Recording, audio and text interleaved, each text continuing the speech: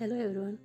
ఈరోజు మనం 5th వీక్లో ప్రెగ్నెన్సీ సిమ్టమ్స్ అనేవి ఎలా ఉంటాయి, బేబీ ఫార్మేషన్ అనేది ఎలా స్టార్ట్ అవుతుంది అనేది ఈ వీడియోలో తెలుసుకుందాం.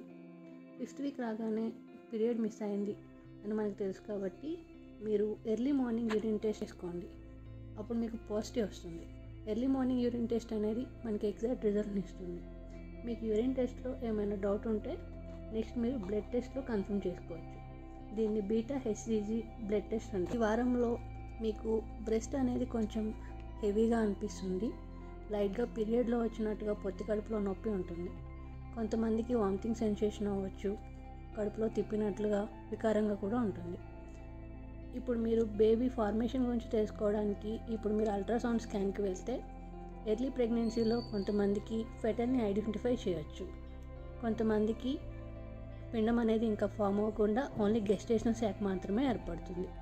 దీనికి మీరు కంగారు పడాల్సిన అవసరం ఏం లేదు, కొంచెం టైం పడుతుంది.